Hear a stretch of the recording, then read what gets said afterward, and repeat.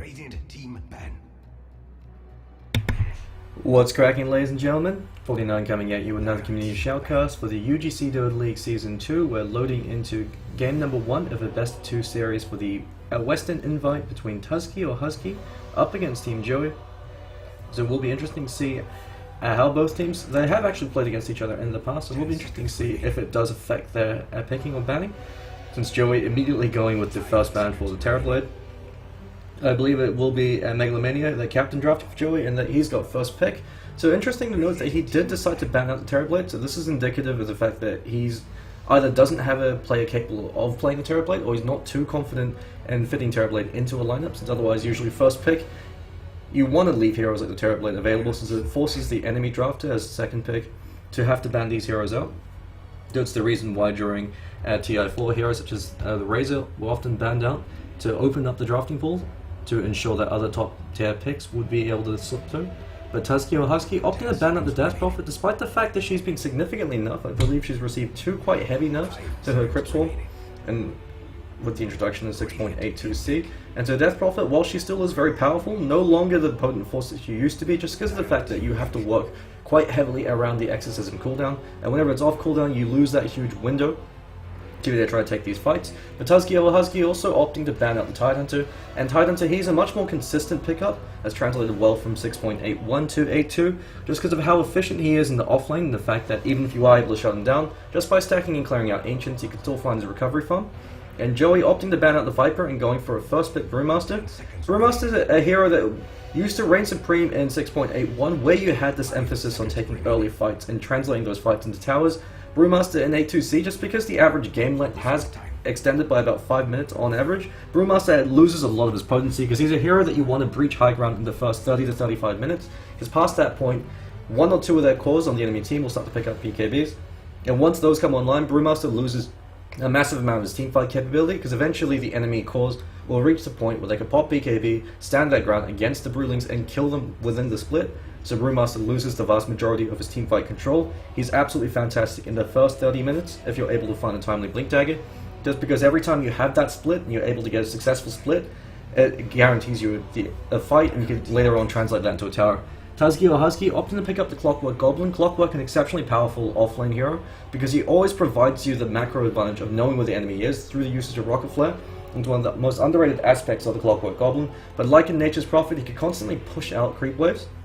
So it ensures that if you're trying to drag the game out for as long as possible, Clockwork Goblin can be the one to initiate fights and also to drag the game out. So the reason why Cloud9 love picking up Clockwork Goblin is they love to utilize the aspect of the flare to be able to push out creep waves, to be able to ensure that you're able to dodge these fights, and then later on to use Bone 7 to try to initiate and force the enemy team to deal with him while the rest of his team's able to run over the enemy team. So Clockwork Goblin gives you a lot of advantages in that regard. The drawback of the Clockwork Goblin is while he's a very durable offlane hero, in 1v1 matchups, against the ranged hero, he doesn't fare as well as, say, somebody like a Tidehunter would in the same matchup. So Clockwork Goblin's a hero that is heavily dependent on getting these pickoffs in the early stages of the game, and so he's dependent on what support heroes Team Joey decides to pick up. So Tuzki or Husky, they've opted to go for the Razor as their second pick, and so Razor can be run still in the mid lane or in that tri-lane as a safe lane farmer, so Razor offers you a lot of flexibility.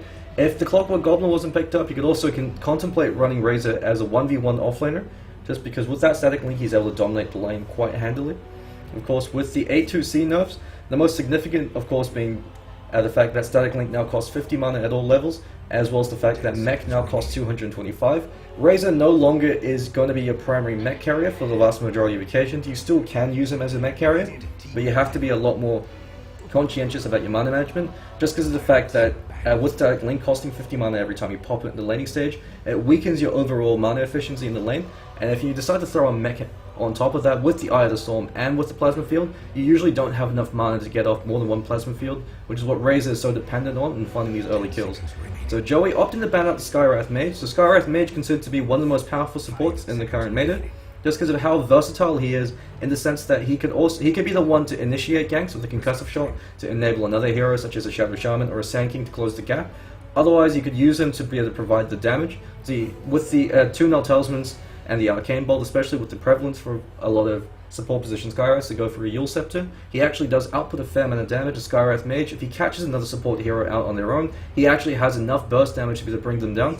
So he provides you a lot of lockdown. Also works fantastically against both the Brewmaster and the Batrider. Since if Brewmaster blinks in to go for the Clap Spit, because the split cast point has actually been increased, it increases the window of opportunity for the enemy Skywrath Mage to be able to catch him with the Ancient Seal, since Ancient Seal doesn't have a cast point, and Brewmaster called out behind enemy lines with the silence and the amplified damage. He isn't going to last too long. It really does throw away Team Joey's team fight advantage. And in the same sense, you could use him against the Batrider, so when he blinks in to go for the lasso, if you're quick enough with your fingers, you can silence him.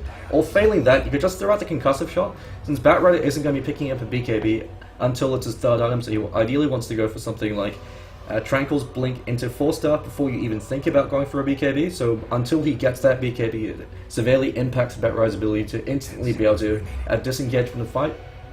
Tuzki or Husky now opting to ban out the Sand King. That's because Team Joey, they have incredibly powerful team fight, and with the Batrider pickup, they can afford to have a greedier support, since if their tri-lane doesn't do too well, they've got both the off-lane and the mid-lane to be able to pick up slack.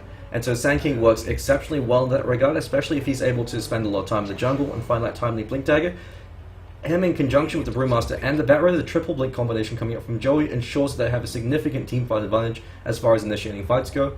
Tuzki or Husky now opting to pick up the Jakiro. Jakiro most likely going to be run in that core position role, since as far as he's picked up within the current metagame as well as the prior metagame, he usually is run in that core position just because Jakiro finding a very early Yule Scepter actually outputs a lot more DPS than most heroes would expect, and it gives you a massive amount of pushing capability. So with the team, with Clockwork to be able to start the fight by being able to hookshot in, Razor to be able to help clean them up, and then Jakiro you use him afterwards, since you could use the Jakiro to synergize with the Clockwork. So every single time Clockwork Goblin catches a hero out in his cogs, drop the Macropie, a massive amount of DPS increase. So if Jakiro is able to pick up level 11 and get that level 2 Macropie very early on in that core position role, he could do a substantial amount of work. That being said, Tuzki or Husky, they can always opt to run Jakiro in that support position role. Support position Jakiro works exceptionally well in this case because you've got the Clockwork Goblin, so you don't necessarily need that early Yule Scepter just because you've got the cogs to make sure you're guaranteed to get a few ticks of damage with the Macropie. And Tuzki or Husky now opting to ban out the Faceless Void, so they really are afraid of additional teamfight. So all their bans so far are related to teamfight heroes. And Joey opting to ban out the Ancient Apparition and pick up the Spectre, with Tuzki or Husky instantly picking up the Drow Ranger. So we're going to be seeing Razor in the mid lane, Jakiro in that 4 or 5 position role, and Drow Ranger as the 1, with Clockwork Goblin going to be in the off lane. And so the advantage of this is the fact that you've got Clockwork Goblin to get up in that face, force him to prioritize him, as well as to create space and distance away from the Drow Ranger so she could hang back and do her thing. So the Clockwork Goblin with the cogs not only synergizes very well with Jakiro as a Macropie, also buys Drow Ranger all this time and space she needs to be able to let loose. Since the biggest strength of the Drow Ranger is she hits her power peak a lot earlier than most carries, very similar to the Lycanthrope at level 7 with a few items, so it's just with Treads and Yasha, or even something like Treads or Phase into the Mask of Madness, Drow Ranger can outfight any other carry hero in the game. And every single time you're able to take a fight, because she deals such substantial DPS with the marksmanship, you can easily knock down towers. So you've got the Jakiro as well as the Drow Ranger to be able to translate every single one fight into a tower. But Team Joey, very surprised they opted to pick up the Drow Ranger just because Spectre hard counters the Drow Ranger just by pressing R. With the Horn, all Spectre has to do is rally on top of the Drow Ranger, and she instantly loses the vast majority of her DPS that she gets through her marksmanship, since she's at the contingent on her being able to create a 300 AoE distance away from anybody else. And because Spectre can instantly close the gap, makes it a bit of a questionable pickup. So Tuzki or Husky, they're on the clock, they have to take these early engagements and pressure Spectre enough that she's never able to farm out her Radiance, which she ideally wants to go for, just because it enables her to zone out the other 4 heroes at the same time. And Joey opting to pick up a Witch Doctor. So Witch Doctor, he's been used predominantly as a fantastic defensive support, because a lot of teams are starting to realize the power of that Voodoo Restoration. Witch Doctor with 1 or 2 points in that Voodoo Restoration actually has a substantial amount of EHP, just because a lot of heroes lack the burst damage here to kill him before he's able to restore the majority of it, as well as the fact that Witch Doctor does give you a very potent laning stage, since if you're able to get just 1 bounce with that cast in conjunction with Spectre, assuming she maxes out Desolate, you've got enough DPS to be able to run down most targets. So Tuzki or Husky, the pressure is on them to make sure that if they decide to Clash Try Be Try, that they're able to find these kills and shut down the Spectre. This is where the Drow Ranger really comes into play, since as a ranged hero, and more importantly as a ranged hero with an orb effect, Drow Ranger functions exceptionally well against the Spectre, because Spectre's biggest weakness is she has absolutely no lane presence at all. Unless if she's able to find a few points in the Desolate and get close enough to be able to hit the Drow Ranger, she actually can't do anything. And so Tuzki or Husky, if they decide to clash Ag Tri, which it looks like they might be doing so with the Vengeful Spirit as their final pickup, so you've got the double aura synergy between the Drow Ranger and the Vengeful Spirit. So Vengeful Spirit in this case might even contemplate maxing out the Vengeance aura first, since that in conjunction with Drow Ranger's Marksmanship aura, since they've got 4 ranged heroes, it translates to a massive amount of DPS, so it means that they are able to knock down these towers very quickly. And the best part about the Vengeful Spirit is you use her as a get out of jail free card for your carry. So when they jump on the Drow Ranger, especially if it's the Bat Rider with the Blink Lasso initiation, Venge instantly swaps, breaks the link, Drow Ranger pops a BKB, stands her ground, you're able to start a fight that way. So it gives you the counter initiation flexibility on the off chance that the Clockwork isn't able to start a fight. And Joey looking to pick up their last support hero. Will be interesting to see what they opt to go for. We could actually even be seeing something like a 4-position silencer just to really shut down Tuzki or Husky's ability to be able to respond to these ganks. So when the Bat Rider blinks in, you instantly pop the Global Silence. Brewmaster goes in on top of that. Tuzki or Husky, they're forced to retreat, but they have very slow heroes, Jakiro, the Drow Ranger, and the Vengeful Spirit. And what do you know? We've got the Silencer as that 4-position role with the Witch Doctor as the 5. So Team Joey, they've got significant teamfight advantage, because not only do they have the superior initiation heroes of the Bat Rider, who's the best initiator in the game just because he can instantly set a fight 4v5 without necessarily putting himself at risk, whereas the Venge or the Clockwork Goblin, it's always going to be a trade because you're physically swapping them into the fight.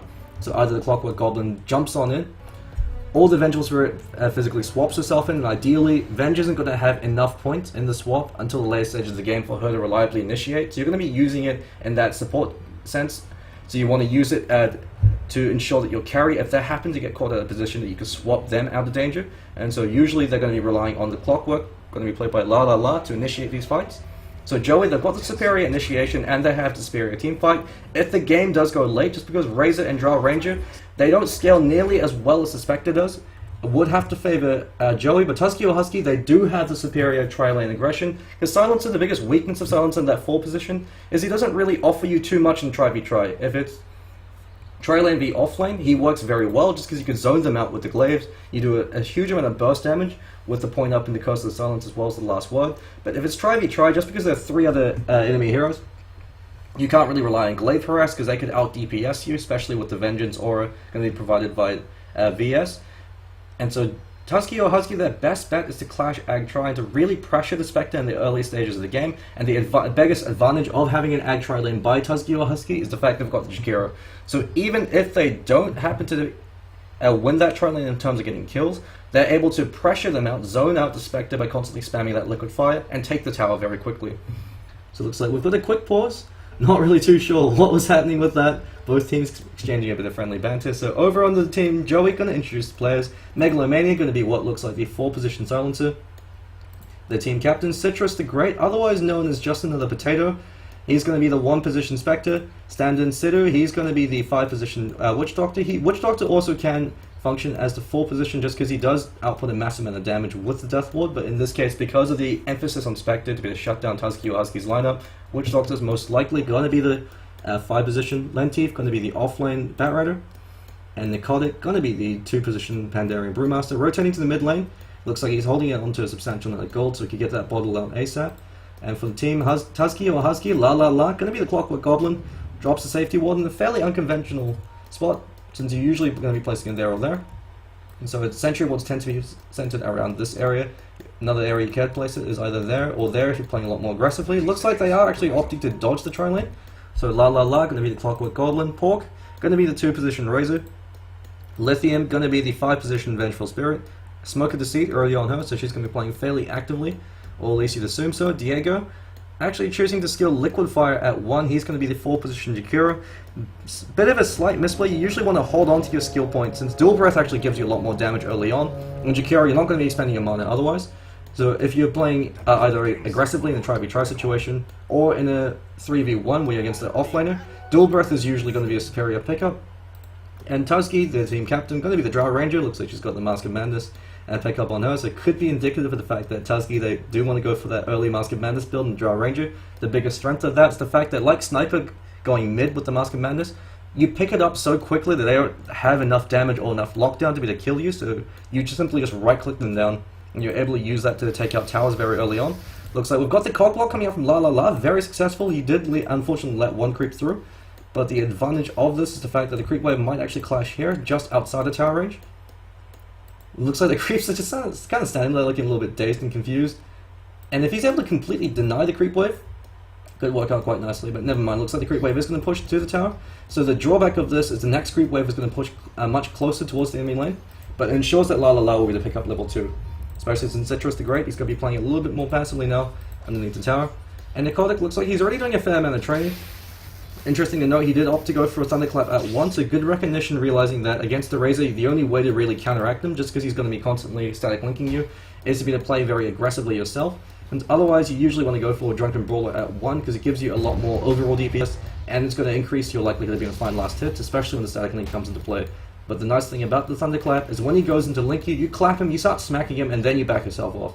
So it makes it much easier for you to be able to break the link.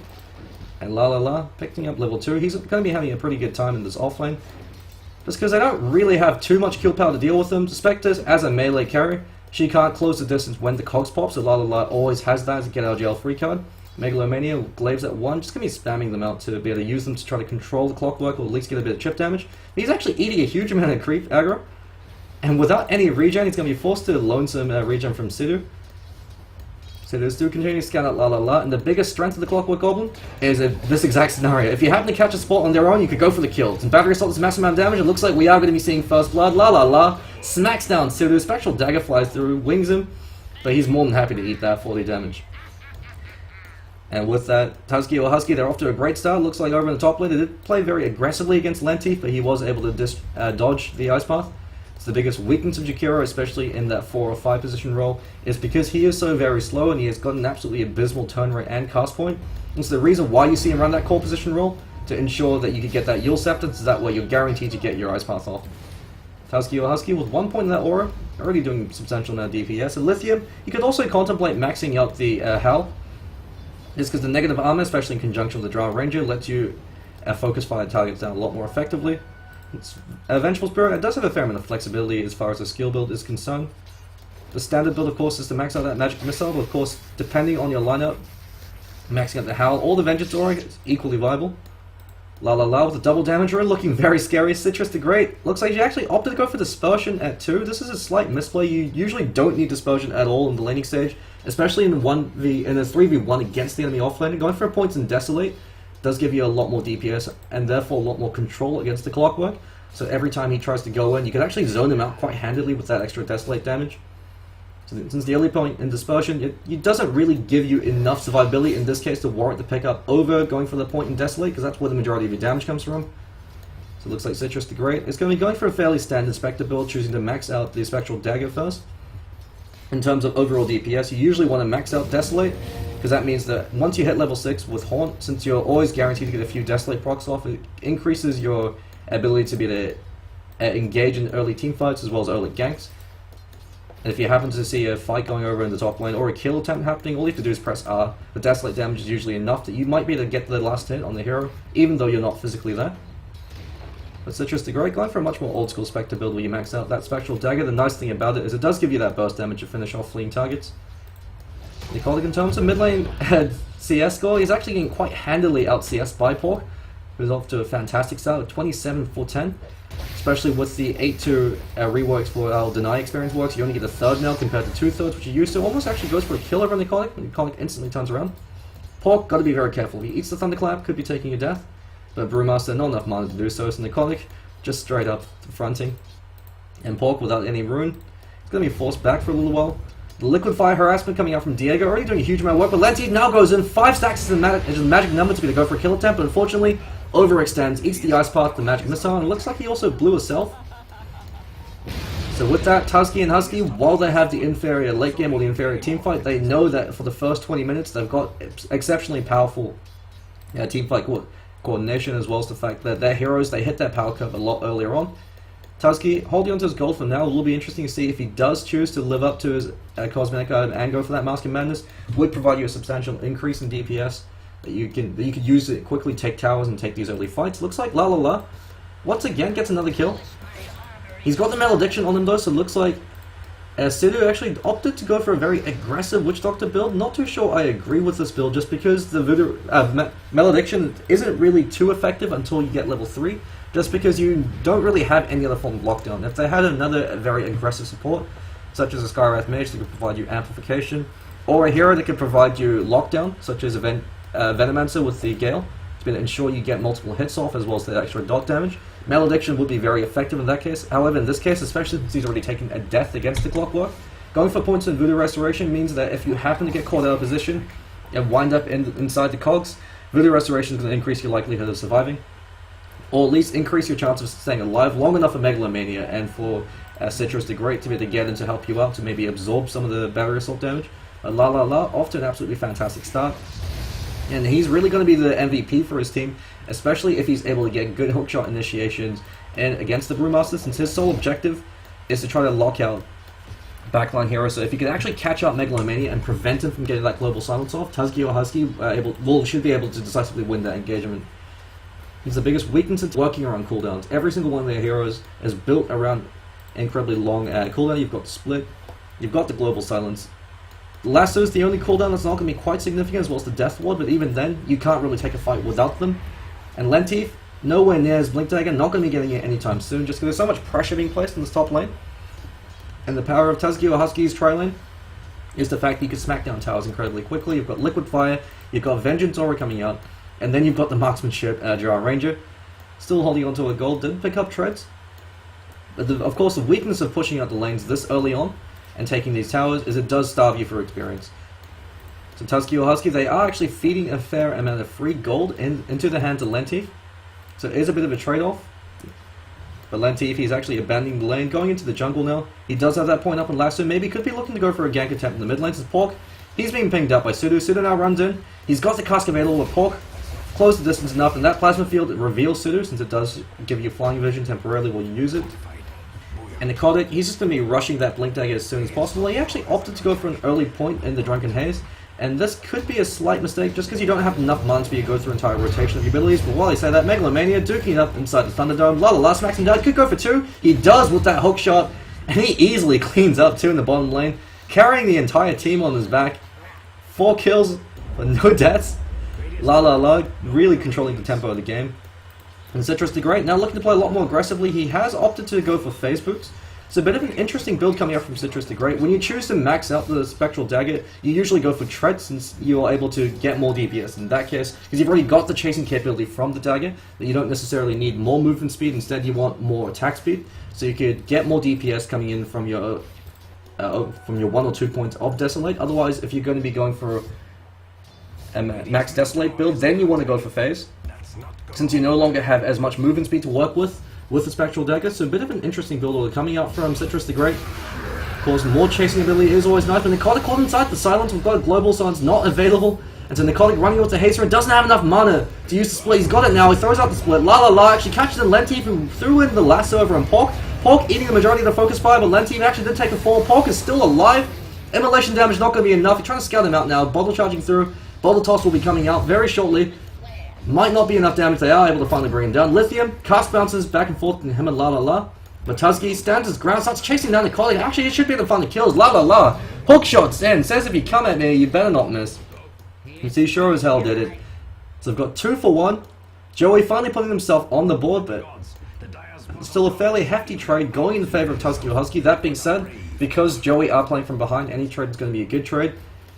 Otherwise, Tuzki or Husky with that early game momentum-based lineup, already off to a fantastic start, 4,000 gold ahead, and with Diego there, this tower should be taking a fall. Diego not messing around with the dual breath, just going for Liquid Fire as well as the Ice Path. So he realizes that as that 4 position hero, not going to be getting too much experience, so every skill point matters. You want to max out that Ice Path. Bat Rider also works great against him for counter initiation. He's not going to be getting a BKB anytime soon, still nowhere near his Blink Dagger, and so every time he goes in for that lasso, throw out the Ice Path, inhibit his movement, give all the time you need to Tuzki to smack these targets down. And Tuzki looks like he's actually going for a much more Southeast Asia / pub build, going for the Shadow Blade. Shadow Blade, of course, is an absolutely fantastic item if you could find it within the first 20 minutes, just because you do so much damage that no one else can really deal with you. And so even if they do carry sentries or dust, you're guaranteed to always get that kill with the Alpha Strike damage you get from when you break Shadow Blade, as well as the fact that Draw Ranger already hits incredibly hard with that first point in the marksmanship.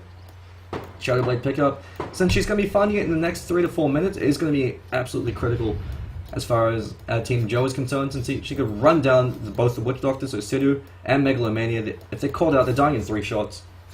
Especially since I believe Shadow Blade was buffed in A2, now does 175 damage when you break it. But of course it did have the cooldown increase to 30 seconds compared to 22, so no longer as efficient as it used to be. But Tuzki and Diego, the tower pushing team, throws out the liquid fire. Tuzki just keeps smacking on the tower. And Megalomania hiding there. He wants to pick up level 6, so he at least has the global silence to work with, but until he gets it, he's going to be food in these team fights. He can't afford to get anywhere near Tuzki, especially with the marksmanship aura now active. We've got team fight happening over in the bottom lane. Blink, clap, and to split. Diego, he's going to be taking falls. Looks like global silence isn't available yet, but the Coastal Silence doing a fair amount of work, and Tuzki finally gets cleaned up. Hookshot flies in from La La La, and looks like it killed Lenti. Lithium, using that urge charge to keep himself alive, eats the Malediction. The Cyclone into the air, unfortunately, will not purge off the Malediction. La La La, keeping himself out, might actually be able to make it out. Not enough damage to be able to bring him down. And Lithium, with the fact that he had that 8-second Cyclone to work with, he might be making his way on home as well, since Megalomania, no CC to be a lockdown Lithium. So the weakness of Joey's lineup is that the only stun they actually have is going to be coming in from Sidhu, and if he's popping very early on, or if he's forced to throw out the cask at the early stages, they simply just can't TP out. Citrus the Great, now going to be playing very cautiously, as Pork and Lithium are trying to scout him out, and Lithium, he's got the swap available, uses it to break the TP, Ice Path flies up from Diego, and Citrus the Great gets smacked down by Pork. So the Razor off to a good start. It will be interesting to see if he's going to be the mech carrier, and Pork realizes he doesn't have the mana pool to mess around with mech. Actually opted not to go for any point in Unstable Current, so a very interesting build coming out from Pork. Usually the most efficient Razor build is going to be that 4-2-1, where you want that early point in the Unstable Current just to give yourself a little bit more movement speed. But with the fact that Static Link now costs 50 mana at all levels, it's actually going to be a lot more efficient as far as mana is concerned to just max out that Static Link. Although that being said, there is a fair amount of single target abilities over on the side of Joey, so Unstable Current does do a fair amount of work in that case. Megalomania, scattered out by La La La, locked in the trees, and he just stands there, knows there's nothing he could do to really get himself out of this. And Tuzki or Husky, they know they're on the clock, and they're making a good use of their time, taking down these towers, taking these early fights, because they know that if they give Joey any breathing room, especially once the global silence comes online, things are going to get very messy. So they know that the only way they could win this is if they keep applying pressure at the early stages of the game, shut them down, get so far ahead that by the time the Blink Dagger and the global silence combination is available, their supports are tanky enough that they could absorb the lasso. They've got the Venge to counterpick the lasso from Lenti. And they've got Diego, who's already beefy enough as it is, so he might be able to keep himself alive. And Nicotic caught him inside the Ice Path, as well as the hookshot being committed from La La La is also going for an Aghanim Scepter. Sidhu, as well as Megalomania, goes in on him. Looks like the last word as well as Curse of the Silence combo used, but La La La just walks it off. The Malediction is not going to be enough to be able to kill him. If it was level 4, might have actually been pretty close. Unfortunately, level 2 Malediction, not going to be that effective. It's the reason why you see Witch Doctor players, especially in that 4 or 5 position role, choose to completely forego Maledict, is you need level 3, level 4 Maledict before you're going to have a lot of killing power. Unless if you have another support that can provide you the lockdown for you to really get enough ticks of damage in. Otherwise, going for Voodoo Restoration gives you a lot more overall sustain, or in some cases you even see Witch Doctor players even consider just going for 1 point in the Restoration. That's going to be the most efficient as far as mana for HP is concerned, and then go for stats. Of course, since Witch Doctor, he's not going to be spending his mana anyway. The only thing he's going to be using is that Paralyzing Cask. You're usually only going to get 1 off in the fight. Maxing out the Voodoo Restoration does give you a lot more overall sustain. So Spectre, going to be farming up that Radiance. Citrus the Great, while he wasn't doing too shabby in the early stage as far as CS is concerned, because they were able to take his tower and apply a lot of pressure, it hasn't really been doing too crash out ever since. It's the weakness of Spectre, especially against a very aggressive offlaner, like the Clockwork Goblin. Really can't leave her alone against him, so the supports were always having to be there to ensure that Spectre doesn't get bullied out of the lane, especially since Citrus the Great opted to go for the Max Spectral Dagger build. If he went for a Max Desolate build, then was able to pick up Phase Boots. The supports could actually afford to leave him alone, because he could zone out Clockwork quite handily. Nicotic going in against Diego. Flame Break pushing him back. Good play coming here from Lenti. He's now trying to stack up that sticky napalm. La La La comes in. Lasso being committed as well as the Horn. Hawk actually caught in place. Global Silence now comes out as well as the Death Warden. This could be a huge turnaround. Diego burns inside the flames. He should actually die to the immolate damage coming out from the Pandarian Brewmaster. Tuzki with a double damage rune. Actually going to get purged off now by the Cyclone. La La La. Ram miss coming out from the hookshot. And now it's going to pay for it with his life. Last word damage with 1 more right click should be enough to be able to bring him down. beefy enough to be able to absorb it, and he does finally take a fall. Looks like I'm having a little bit of lag on my end. Tuzki keeping himself alive for now, but Necrotic, hot on his trails, could actually choose to use the Drunken Haze just for the snare, but Lenteef constantly able to apply that sticky napalm. Megalomania scouts him out. Necrotic smacks him down with that Drunken Brawler crit. And Tuzki, they took a fight they really shouldn't have, they paid the price. They went in one at a time, and as a result, massive change in terms of gold, to about 3.3k gold change. And the experience, which is much more important at this point in the game, 2.9. So if we have a look at the experience graph, now going to be completely neutralized, so only 1,000 experience lead, up from 3,000. And the gold lead as well, 7.5, actually about 9,000 at that rate, going back to about 6,000. So massive influx in favor of Team Joey. Tuzki or Husky, they really can't afford to make another mistake like that, just because they're on the clock. Blink Dagger's going to be coming online for Lenteef. He's actually almost got it. You've now got the Global Silence, and you saw how much damage that combination did in that last team fight. Looks like Megalomania as well, actually surprisingly farmed, all things considered. He's already halfway to his Aghanim Scepter, so that Aghanim Scepter going to do a massive amount of damage in these engagements. And while they have a very beefy team, you don't want to take damage for free if you can afford not to. And the last word, especially since it's stacked, so if you apply another last word while they're caught inside the Curse of the Silence, it ticks twice. And so it actually does deal a fair amount of damage. Overall, it gives you more DPS than the Thunder God's Wrath coming in from Zeus, assuming you don't factor in the static field. Looks like Necrotic realizes he can't. They're going to be playing for a fairly long game, so he goes for Vladimir's offering, as well as the Tread. So Brewmaster, as far as 8-1 is concerned, you used to always see the Arcane Boots picked up. Nowadays, Treads is going to be the name of the game, just because it gives you a lot more sustain. It also gives you a bit more efficiency with the bottle, since you could Tread switch. But Brewmaster, if he, outside of his split, because he's got the Drunken Brawler crit, actually does do a fair amount of damage, especially with something like a BKB, if you're going on the supports. And so Brewmaster going Treads does give you a lot more security as far as the late game is concerned, because it means that you're going to be more than just a walking ult bot. Citrus the Great, if he's able to find the Radiant, or at least the Sacred Relic in the next few minutes, that's going to be the critical item for his team. Because Tuzki or Husky, they don't really have anything to respond with for the Spectre Radiant, aside from just getting buff on their hero and building a lot of survivability. The biggest strength of the Spectre is she could simultaneously engage both the front line and the back line at the same time, just by pressing R, especially with that Radiance. The Desolate damage on top of the Radiance dot, gonna drive off their backline heroes. Tuzki or Husky, Diego and Venge, Lithium, both of them very tanky, so about 1,000 HP on both of them. But when you've got Spectre jumping you, as well as the dot damage coming in from the Aghanim Scepter, Curseless, Global Silence, it's going to be enough to be able to drive the backline heroes back, or at least get them killed every single fight. And so Tuzki or Husky, they really have to try to take this next fight and try to breach high ground. They have taken every single tier 2. They really should look to make advantage of the fact that they've taken out the tier 1s and tier 2s and start going for Roshan. Looks like over in the top lane, Sidhu was actually able to find a pick off, so 3 heroes able to actually pick off Tuzki, and Tuzki really can't afford to get caught out like that. Looks like he's going to be going for a Yasha next, so no Mask of Madness unfortunately going to be coming out from him. Realize it's going to be a bit too risky this game, especially with the Spectre being able to instantly jump you, and so that's the added benefit of the Shadowblade pickup. When Spectre reality is on top of you, Shadowblade, run back. Citrus the Great, probably not going to be carrying Dust, at least until a bit later on. Probably not going to be carrying Gem until a bit later on as well, and so it might actually be enough for you to be able to keep yourself alive in that first engagement. And since Tuzki or Husky, they're on the clock, that first engagement could be the only thing, what they really need to be able to turn the game around. Lithium actually did decide to max out the Magic Missile, so a bit surprising he chose to do so, considering the fact that you're actually going to get more overall DPS with this lineup, going for either the max Wave of Terror or the max Vengeance Aura. But that being said, it does provide you a lot of reliable burst damage, as well as the fact that it does increase lockdown time slightly. Necrotic will be interesting to see what item he chooses to go for next. Most likely going to be something like a BKB, so if he gets called out with the Gust coming in from Tuzki, he can pop it, look to play very aggressively, and when his Pandarian Brew Split wears off, if he hadn't BKB'd before, he could BKB then start smacking people, really utilizing the Drunken Brawler crit damage. So if we have a look at the gold graph, while it is 5,000 ahead for Team Tuzki, a lot of this is centered on gold. So 1-1 fight is actually going to completely reverse this, so Tuzki or Husky have to be very careful. We've got the Aghanim Scepter upgrade over in Pork, so he's going to be the frontline target. Of course, Aegis, the Eye of the Storm no longer persists through Aegis. This is the biggest difference between 8-1 Razor and 8-2 Razor. It's the reason why Razor was constantly picked up in the 8-1 meta, is the fact that even if you kill them, Eye of the Storm still persists. You could afford to YOLO the tower and slow siege. Necrotic Forced to split, actually going to be caught inside with the Ice Path. Global Silence flies out. Deathward's going to clean up Lithium, as well as Pork. So Aegis burn, and Tuzki burning inside the field. Diego pops the Macropie. He's actually going to be chased down by Citrus the Great. Cycling up to the end. Pork fleeing for his life. He cannot afford to die here.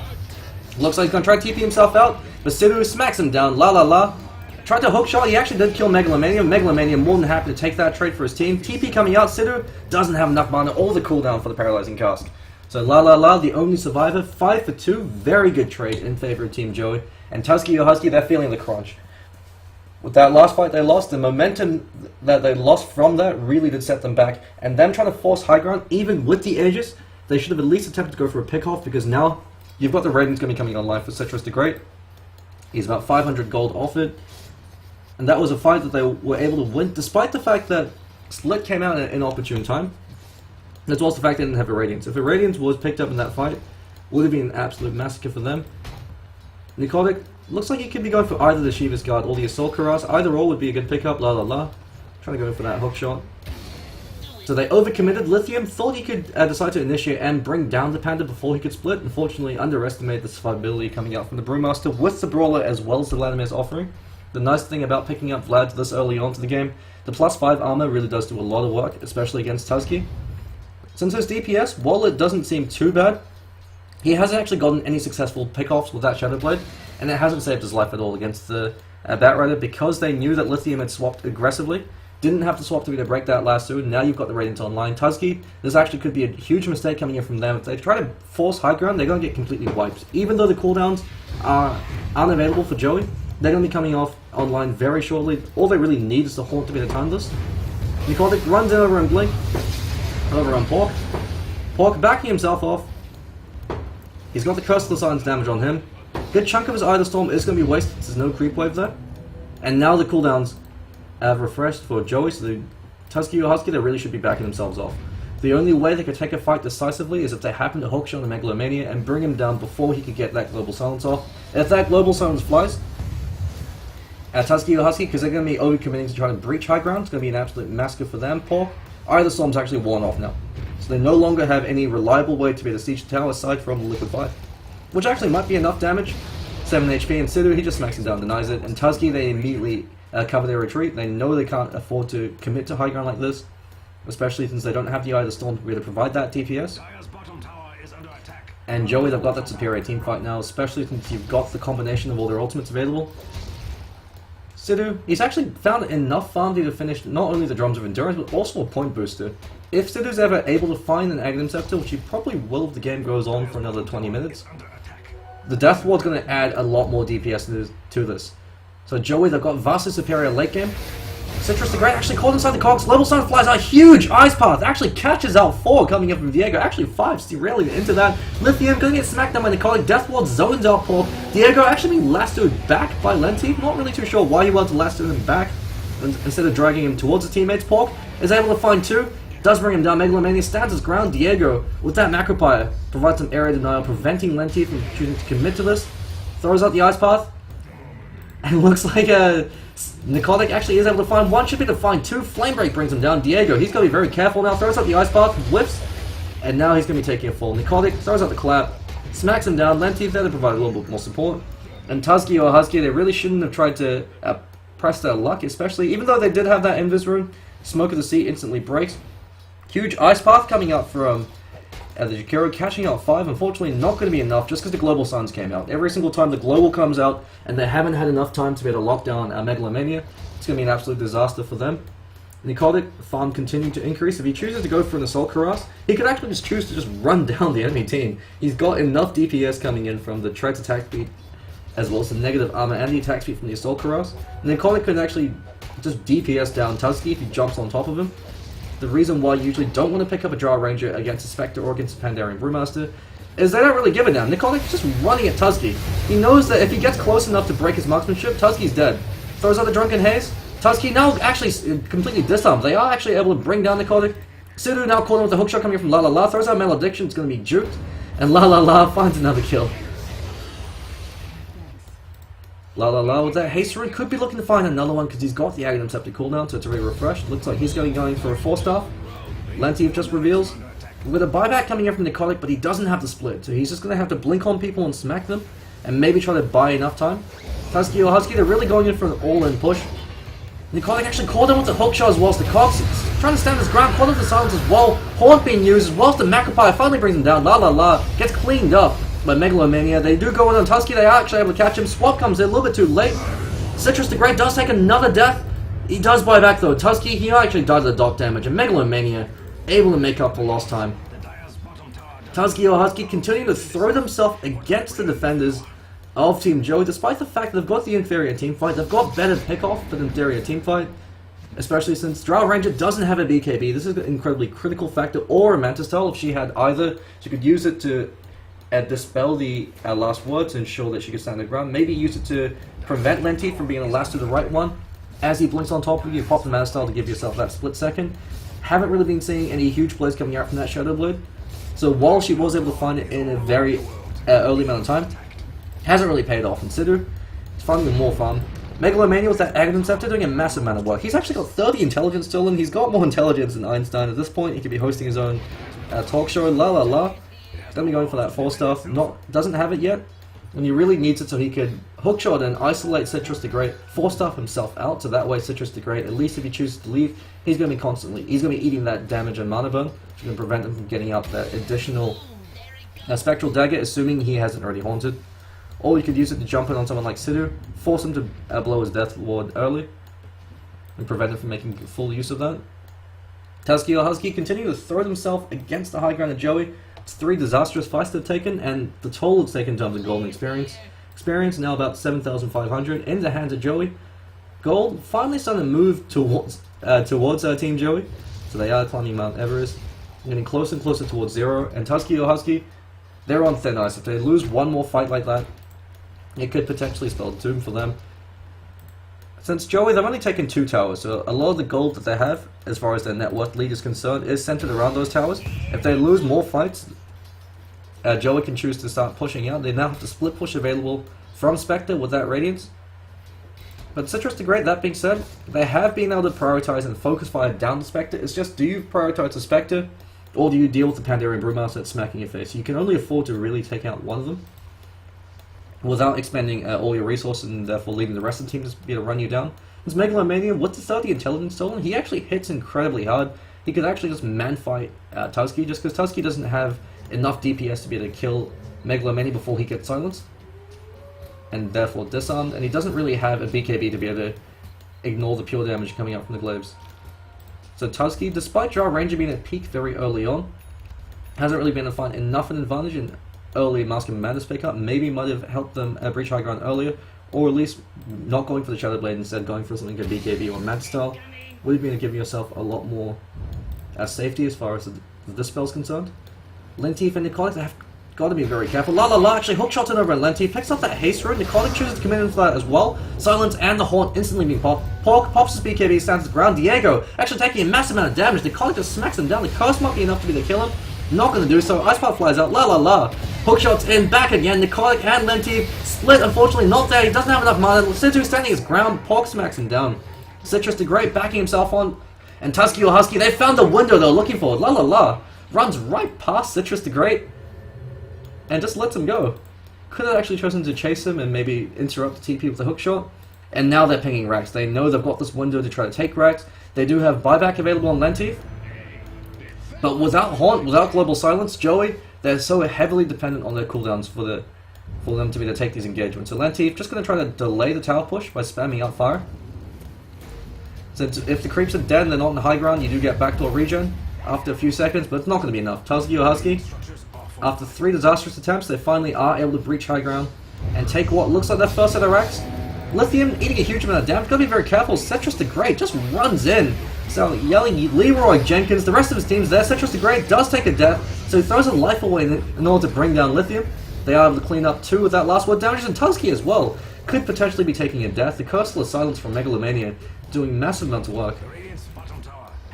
Unfortunately, they didn't have any other big cooldowns available. If Pandarian Brewmaster had buyback, so he was able to buyback, Bleak, Clap, Split, could have been an absolute massacre for Tuzki. But they are able to take their racks, but not without some casualties. So things are looking fairly grim for both teams. While Joey have lost their first set of racks and therefore they've lost their high ground advantage since Tuzki, they can now choose to smoke in through here and try to catch him on the flanks for both top or bot. Especially since they haven't pressured any of the lanes aside from him at top and mid. So they've still got 2 towers to go through in the bottom lane before they could even think about going for racks. Joey, the later the game goes, the stronger their lineup becomes, since every single one of their heroes scales very well into the late game. Witch Doctor with the Aghanim Scepter, the Death Ward can single-handedly win you a fight just because it's dealing damage to every member of their team at the same time. You throw that on top of the Haunt and the global silent damage coming up from Megalomania, especially with the intelligence he's stolen. Things do start to look very grim for Tuzki, but that being said, because they were able to take that fight, because they fought outside of the base, Tuzki, if they're able to find another pick-off like that, they could end the game with 2 sets of racks and try to close out the game before Joey's lineup really starts to come online. Smoke Gang coming in. Looks like they might be rotating to the bottom lane since Megalomania was farming there earlier. He actually backs himself off, get himself away from enemy vision, so good recognition coming up from them. On the off chance they're looking to hunt him. But Tuzki, they continue to commit for this. They actually rotate in through the jungle since I haven't seen Megalomania on the map. The only hero they can see now is Citrus the Great, and this could be bait. Megalomania, he doesn't have to physically be there, so long as he's able to press R in a timely fashion. Citrus the Great, continuing to bait. Smoke does break, la la la. Gonna be revealed, Global Silence actually drops Firefly as well. Death Ward actually zoning out Diego. Sidu stands his ground, he finally dies, but he does a fair amount of damage, more than worthwhile, especially with the Malediction on 3 heroes. Lithium takes a fall, Citrus the Great rallies in on top of Tuzki, who's cycling into the air, la la la. 4 staff on cooldown, hook shots to Fire Panda, not going to be enough. Citrus the Great runs down Tuzki, especially with the Flame Break on top. Pork up in the air with the Eye of the Storm doing a lot of damage. Not going to be enough though, called him with the last word. And Tuzki or Husky, they trade 5 for 1. Sidu more than happy to stand his ground, especially with that multiple hero Malediction. Starting to pay off for him with that Death Ward. The Global Silence Death Ward combination doing a huge amount of work. If that Global Silence wasn't there, there would have been a clean-up Sidu and they could choose to either commit or back off immediately, because they wouldn't have taken so much damage. And so this is the power of the Witch Doctor in conjunction with the Silencer. The backline heroes are dealing a disproportionate amount of damage just through the usage of their ultimates. Megalomania wasn't even present in that fight. He now has a 4-star. And so the Clockwork Goblin, la la la, despite his fantastic performance in the early stages of the game, once 4-stars come online, Clockwork Goblin loses a lot of his power. You see, they no longer have to be afraid of being caught inside the cogs. Your teammate can just 4-star you out. And it gives you that brief reprieve. And Tuzki or Husky, they're on the back foot now. They're starting to feel the crunch. Net worth and leads finally starting to move in favor of Joey, so they're able to take these fights decisively without any kind of gold lead. Just because of the fact that they've got the superior team fighting lineup, and because of the fact that they've got more experience. So Tuzki or Husky, despite having that early lead, are starting to throw it, and once that harder Taras comes online for Citrus the Great, he's going to reach the point of critical mass with the Spectre so tanky that you can't focus her because you're not going to kill her, but she does so much damage through Desolate, through the Radiance Burn, and through Haunt that you kind of have to deal with her. And so the way Tuzki or Husky could have dealt with the Spectre is to push early, pick her off and keep her down, but while they were able to kill Citrus the Great, it's the rest of the team that's causing a lot of trouble, just because Joey were able to keep trading, were able to hold on to their racks and make it a very disastrous trade. For Tuzki to finally secure it, they're now going to take their second set of racks. Still no BKB available for Tuzki. Until they have a BKB on him, they can't afford to take these engagements. It's just actually given to Pork, just because he's the one that's usually on the front line while Tuzki's hanging in the back. Assault Karas now coming online for Nicotic, so he's going to be hitting like an absolute monster truck. He's going to come at the supports like a wrecking ball. Lithium going to be going for what looks like his own 4-star, or perhaps even something like a Yule Scepter. Since either him or Diego, they should be looking to farm up their Yules to provide themselves the ability to be able to reset the fight. So when you're caught inside the Global Silence, you Yule Cyclone yourself up. The Yule Cyclone will purge off any debuffs on you, as well as any buffs, so will purge off things like runes. So they could use that to ensure that the Jakira or the Venge, they should be able to get their swap online a little bit earlier than the enemy Silencer would expect. As well as the movement speed boost, which is going to be nice for them trying to evade the Spectre for as long as possible, so they're not eating the Desolate damage on top of the Radiance Burn. Pork, with that BKB, will be interesting to see what he chooses to go for next. We could be seeing something like a Assault Karas coming up from him, or even a harder Taras, since his only job now is to get more buff to ensure he can stay alive for longer and therefore draw more fire away from Tuzki. Otherwise, if he looks to play a lot more aggressively, something like a Refresher Orb could be that critical factor that they need to be able to take another set of racks very quickly, because it means that if they happen to win a fight with the Refresher Orb, Aghanim Scepter upgrade, on the Eye of the Storm. They should be able to take Rex and actually even go for throwing and end, especially if they catch Joey without buyback. But Joey, all their abilities are online. Nicolic sitting there in the Invis room, looking to maybe go and actually jumps on over Diego, starts smacking him, forces the mech, caught inside the silence now. Latif actually goes in with the 4-star as well as the lasso, kills Tuzki instantly. The Aegis, the Immortal, and Pork, not going to be worth a thing now.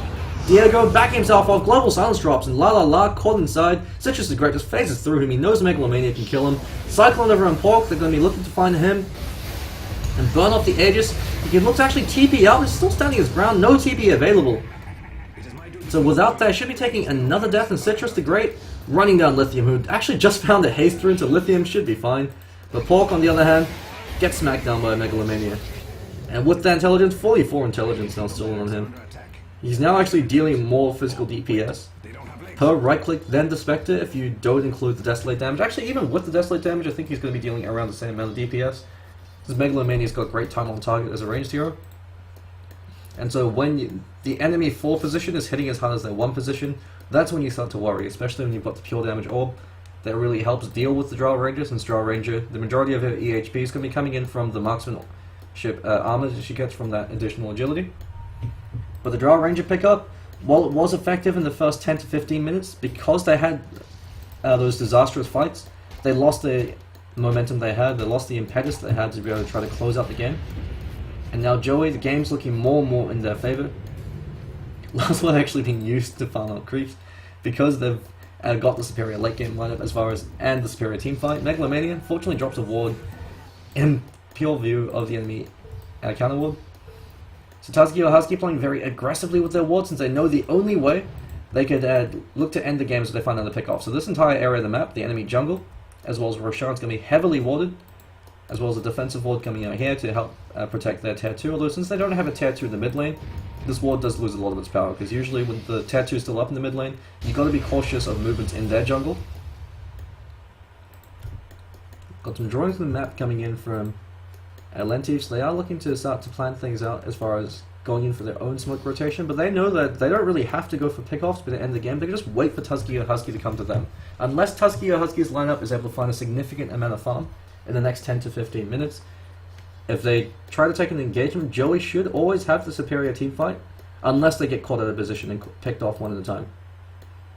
Citrus the Great, will be interesting to see what he chooses to go for now. We might be seeing something like a Manta style coming off from him, just to further increase his DPS, because the Desolate does propagate to your illusions, and so when you contemplate the fact that you're going to be eating 65 pure damage from the 2 illusions as well as the one from the main hero, massive increase in DPS from the Spectre, assuming that you can get a Desolate procs off so that they're far enough away from enemy heroes. Lentif, actually looking fairly poor as far as an offlane background is concerned. Probably going to be looking to find something like a BKB now, so he doesn't have to worry about the ice path. Going to be coming in from Diego or the Cogs, since they're great ways to be able to prevent him from being able to maximize the usage of his Blink Lasso. But Lentif, he's been absolutely spot on in his target recognition. He knows that Tuzki or Husky, their only form of damage once the global silence pops is going to be coming in from Tuzki.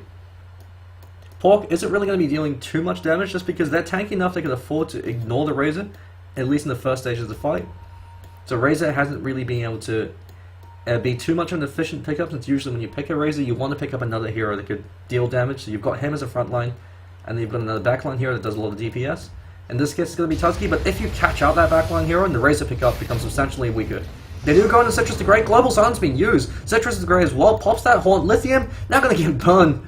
Dot damage coming up from him. Pork pops that BKB, it's now actually gone down to, I believe, a 6-second BKB, so it's already worn off.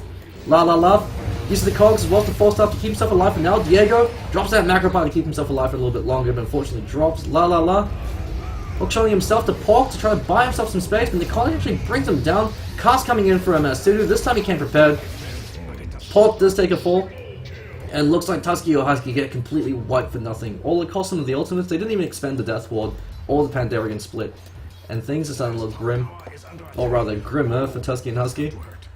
The early advantages they had, they were squandered with their poor choice in engagement over in the mid lane. The second time they got wiped in the mid lane really was the point where they started to lose control of the game. Because that's the point where Joey, they had everything they needed. They had the Aghanim Scepter on the Silencer, had the Radiant on Citrus the Great, and they had the Belief of Vladimir's offering blink combination coming in from Necrotic, so they had enough durability to survive the initial thrust, and they had enough damage for me to clean up the enemy team afterwards. Tuzki, BKB completely ineffective in that engagement, still popped incredibly quickly.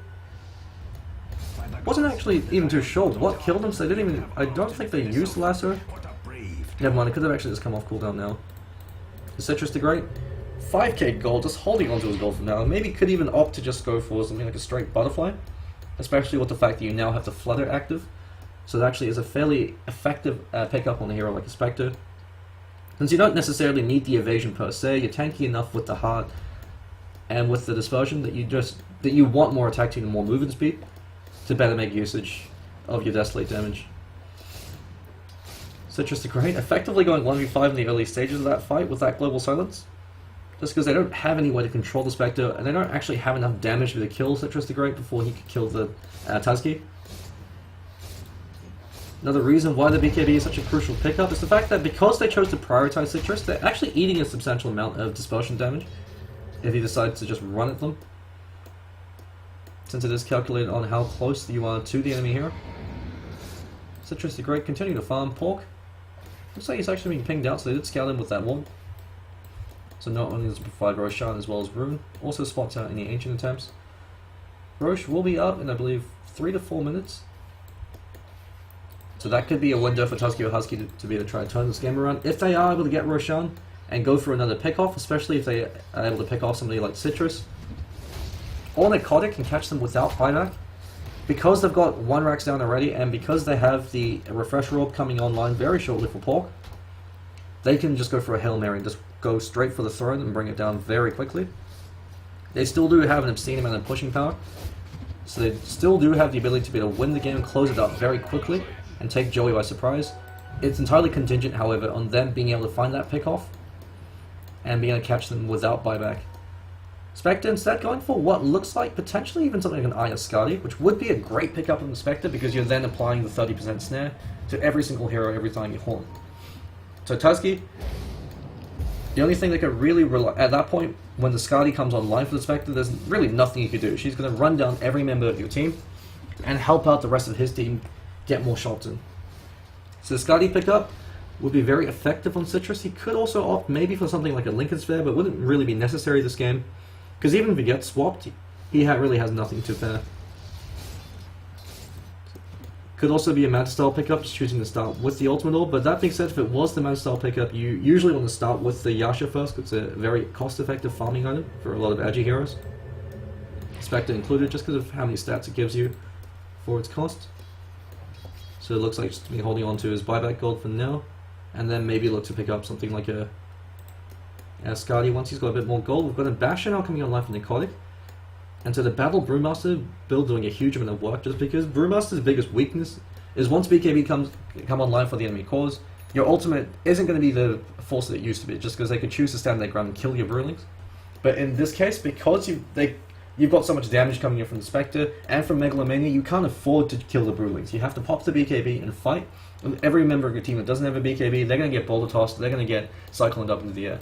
And so Necrotic, because he didn't choose to go all in with the Aghanim Scepter, going in for the Vlads, the AC, and the Skullbasher, outside of his split, he's still going to be an absolute force to reckon with, just because he could jump on Tuzki and bring him down. Tuzki really can't do anything to Necrotic if he jumps on top of him, because you've got the absurd amount of armor coming in on the Panda, as well as the evasion, and now the bash.